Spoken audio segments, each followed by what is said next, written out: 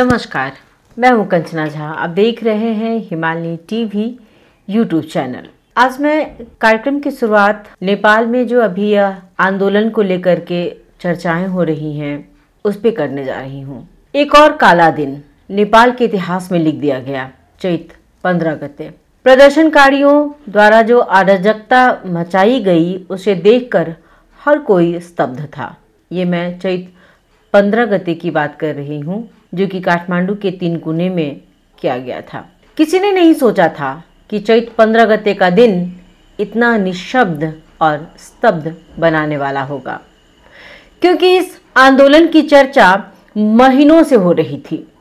आंदोलन होना, सड़क पर अपनी बात को रखना, थोड़ा बहुत हंगामा होना, हंगामा करना, टायर जलाना, गाली देना, नारे लगाना, ये सब एक आंदोलन में होता ही होता है। आंदोलन में आंदोलन करने वालों की शायद नीयत ऐसी नहीं होती है, या आंदोलन का संचालन कभी ये सोचकर नहीं किया जाता है कि किसी की जान चली जाए। कांग्रेस पूर्व राजा ज्ञानेंद्र को इसके लिए जिम्मेदार ठहरा रही है, तो जनता कह रही है कि ये सारा का सारा खेल सरकार द्वारा खेला जा रहा है। सच तो ये है कि सरकार ने इसे बहुत ही हल्के तरीके से लिया था।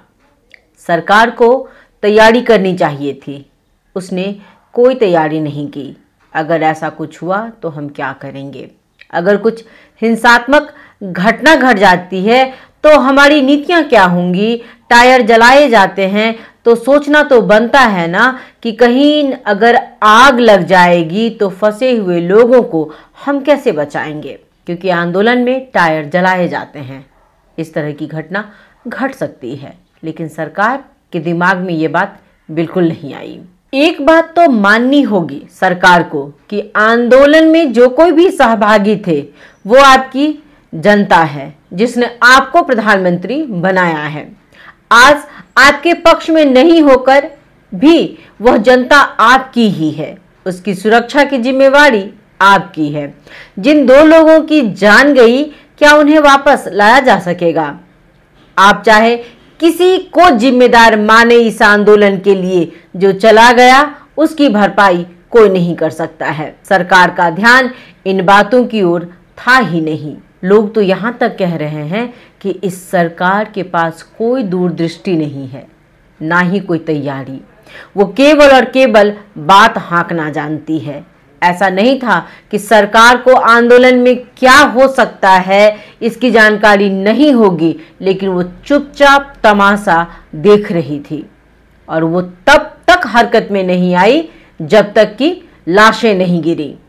लाश भी उसकी जो एक गणतंत्र राष्ट्र का चौथा स्तंभ माना जाता है। एक पत्रकार की मृत्यु हुई जो घर से यह कहकर आया था कि मैं कुछ ही देर में वापस आ जाऊंगा, क्योंकि वो आंदोलन का हिस्सा बनने नहीं गया था, वो केवल अपना काम करने गया था।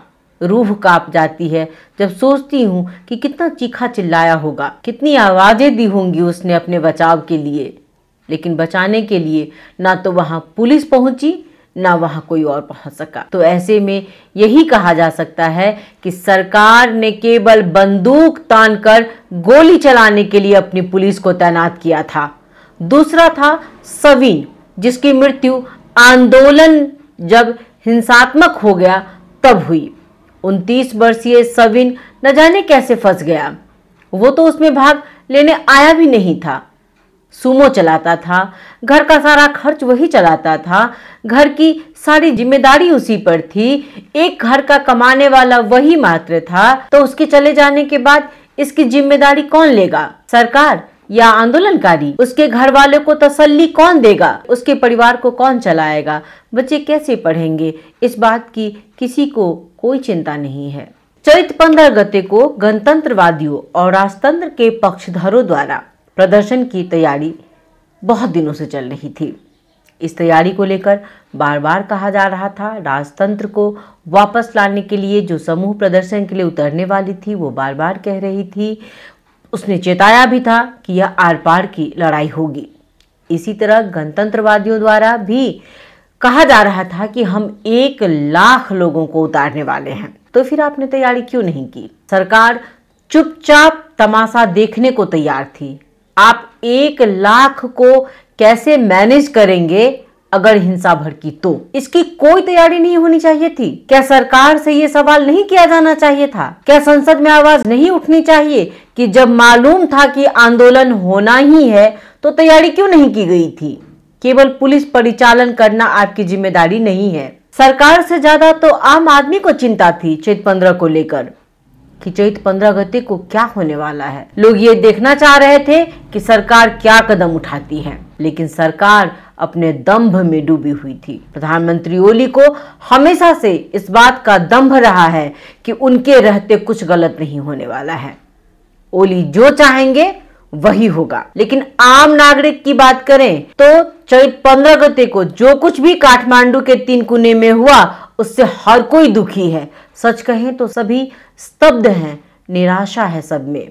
किसी के पास शब्द नहीं है, क्योंकि जो चला गया वो लौट कर नहीं आएगा, लेकिन जो पीछे छोड़ कर गया है उसे लेकर शब्द नहीं है किसी के पास। चैत 15 गते हमेशा हमेशा के लिए एक दुखद दिन बन गया। किसी ने शायद सोचा भी नहीं था कि आंदोलन यह रूप ले लेगा। आज तो सभी के हाथ में मोबाइल है, एक एक पल की खबर लोगों को मिल रही है। जो बाहर थे आंदोलन से वो भी आंदोलन देख रहे थे, जो उसमें शामिल थे, जो घर में बैठकर देख रहे थे, सुन रहे थे, वो भी हर चीज पर नजर गड़ाए हुए थे। हर व्यक्ति अपनी अपनी नजरिए से आंदोलन देख रहे थे। चैत 15 गते का जो आंदोलन हुआ, इस आंदोलन में बहुत से लोग घायल हुए और 2 लोगों की जान चली गई। इसकी जिम्मेदारी कौन लेगा? एक पत्रकार जो समाचार लेने के लिए जाता है वो मन ही मन बहुत कुछ सोचता रहता है कि स्वयं का बचाव वो कैसे करेगा। तो क्या सरकार की जिम्मेदारी नहीं बनती है कि अगर कोई फंस गया है तो उसे कैसे निकाला जाए? जबकि चैत 15 गते की तैयारी को लेकर बार बार कहा जा रहा था। उसके साथ कौन था? वो अकेला था? यहाँ तो सवाल सभी से किया जाना चाहिए था। इतने तो अनजान नहीं है हम कि कोई एक आंदोलन में जा रहा है, जिस मीडिया हाउस ने उसे भेजा वह संपर्क में ना हो, तो क्यों नहीं कुछ कर सके कोई? उस पत्रकार की हत्या की जिम्मेदारी कौन लेगा? वो जो प्रदर्शन कर रहे थे, या वो जो प्रदर्शन करवा रहे थे, या फिर वो जो हंसते हुए समझते हुए सब कुछ मौनता से देख रहे थे, या वो जिसने रिपोर्टिंग के लिए सुरेश रजक को वहां भेजा था? सुरेश की हत्या की गई है। सब कुछ नजरों के आगे से देखने के बाद भी अगर कुछ नहीं किया गया है तो यह सरासर हत्या है। असक्षम सरकार की निशानी है ये, जिसने कुछ दिन पहले हंसते हुए कहा था कि ऐसी सभा को ज्यादा तूल न दे। एक सभा में 15-20 हजार लोग तो आ ही जाते हैं, इससे कुछ होने जाने वाला नहीं है। प्रधानमंत्री ओली समझना ही नहीं चाहते हैं कि आम आदमी को ना तो गणतंत्र से मतलब है, ना राजतंत्र से मतलब है। उसे ओली नहीं चाहिए तो बदले में उसे प्रचंड और दिव्या भी नहीं चाहिए, या फिर राजा भी नहीं चाहिए। बहुत से लोगों ने खुलकर कहा है कि यह एक सोची समझी नीति के तहत की गई है। सरकार पहले से राजतंत्र के खिलाफ थी, वो नहीं चाहते थे कि राजतंत्र के पक्षधर के लोग आम जनता के बीच में पॉपुलर हो। सच तो यही है कि गलती चाहे किसी की भी हो, मानी जाती है अभिभावक की ही। इसलिए जितनी गलती आंदोलनकारियों की, प्रदर्शनकारियों की है, उतनी ही गलती सरकार की भी है। मगर हमारा दुर्भाग्य है कि हमारे अभिभावक इसकी जिम्मेदारी कभी खुद पर नहीं लेंगे। नेता बनने के लिए जो सबसे बड़ी बात कही गई है, जो सिखाई गई है कि आप एक अच्छे नेता कैसे बन सकते हैं, कैसे नेतृत्व कर सकते हैं, तो सबसे पहली बात उसमें लिखी जाती है, आप में नेतृत्व क्षमता कितनी है, पहले इसे देख लें। आप कैसा नेतृत्व करते हैं, कैसे सबको एक साथ लेकर के चलते हैं। नेता बनना सहज नहीं है। कुछ अच्छा होता है तो एक कुशल और सुघड़ नेता इसका सारा श्रेय अपने कार्यकर्ताओं और अपनी जनता को देता है, और अगर कुछ अच्छा नहीं होता है तो इसकी पूरी जिम्मेदारी स्वयं पर लेता है। यह है एक कुशल नेता की पहचान। लेकिन ओली ना तो अच्छे का श्रेय किसी को देते हैं, ना बुरे की जिम्मेदारी स्वयं लेते हैं। वो सारा का सारा मर देते हैं दूसरों के मत्थे। अब क्या हुआ था उस दिन राजावादी और पुलिस के बीच? तो जब दोनों के बीच झड़प हो रही थी तो राज संस्था पुनर्स्थापना के लिए संयुक्त जन आंदोलन समिति संयोजक नवराज सुवेदी ने जो कहा है, मीडिया में जो बात आई है, मैं उसी को यहाँ जोड़ रही हूँ। उन्होंने बताया कि प्रदर्शन को शांतिपूर्ण बनाने का प्रयास किया गया था, लेकिन दुर्भाग्यवश ऐसा हो नहीं सका। उन्होंने यह भी कहा कि पहल पुलिस की तरफ से हुई थी। पहला हस्तक्षेप पुलिस ने ही प्रदर्शनकारियों पर किया, उसके बाद आंदोलनकारी भड़के हैं। इस बारे में मीडिया में भी बहुत सी बातें आ रही हैं। जैसे कुछ का कहना है कि जब आंदोलन ही कहा गया है तो वहां तो कुछ भी हो सकता है। कुछ भी आंदोलन का मतलब ही है जब आपकी बात को नहीं सुना गया है तब आप सड़क को अपना माध्यम बना रहे हैं, सड़क प्रदर्शन के साथ अपनी बात सरकार तक पहुंचा रहे हैं। लेकिन यहाँ की सरकार को न तो कुछ दिख रहा है न सुनाई दे रहा है। वो मूक दर्शक बनकर हाथ पर हाथ धरे बैठी रह गई और इतिहास में एक और काला दिन रच दिया गया। प्रदर्शन में जिस तरह से आग लगाई गई, दुकानों को लूटा गया, भाट भटेनी में घुसकर सब कुछ तबाह कर दिया गया, ये आम आदमी नहीं हो सकता है। उसके पास इतनी हिम्मत ही नहीं है कि वो इस तरह का काम कर सके, इस हरकत पर उतर आए। सच तो यह है कि उन दृश्यों को देखने के बाद सभी का मन भारी हो गया। एक पल के लिए सभी ने मन में सोचा कि क्या हम इसी राजतंत्र की तलाश में हैं? क्या इसके लिए हजारों हजार की संख्या में लोग पहुंचते हैं? लेकिन उनका मन भी यह गवाही नहीं दे रहा है कि ये लूटपाट करते लोग, ये आग लगाते लोग, ये गालियां बकते लोग, ये फल फूल लूटते लोग, ये हाथ में बंदूक लिए लोग, ये पत्थर बरसाते लोग आम नागरिक नहीं हो सकते हैं। इन लोगों की छानबीन होनी चाहिए कि असल में ये कौन थे, राजतंत्र के पक्षधर या गणतंत्र के पक्षधर या आम नागरिक। शायद इनमें से कोई नहीं। ये सब इन सब से अलग लोग थे जिन्हें इस्तेमाल किया गया था आंदोलन के नाम पर। आम नागरिक ये काम हरगिज नहीं कर सकते हैं। वो जिंदा किसी को जलाने की सोच भी नहीं सकते हैं। ये सरकार फेल है, पूरा सिस्टम खराब है।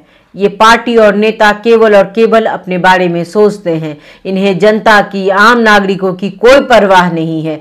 आम आदमी इस सिस्टम के खिलाफ लड़ रहा है। अभी उन्हें मालूम है कि राजा आकर सभी समस्याओं का समाधान नहीं कर सकता है, सभी समस्याओं का निदान उसके पास भी नहीं है। ये तीनों जो बारी बारी खेल खेल रहे हैं उसका अंत चाहती है जनता, उसका अंत जरूरी है। सिस्टम में बदलाव चाह रही है जनता। वो किसी के पक्ष विपक्ष में नहीं है। उसे 2 वक्त की रोटी, कपड़ा और एक छत चाहिए। क्या गलत सोच रही है जनता, या क्या गलत सोच है जनता की? आपको यह कार्यक्रम कैसा लगता है? मुझे आपके सुझाव सलाह की बहुत आवश्यकता है। आप अपने सुझाव सलाह मुझे अवश्य भेजें। अगर आप यह कार्यक्रम देख रहे हैं, सुन रहे हैं, तो आप हमारे चैनल को सब्सक्राइब भी जरूर कर दें। धन्यवाद। नमस्कार।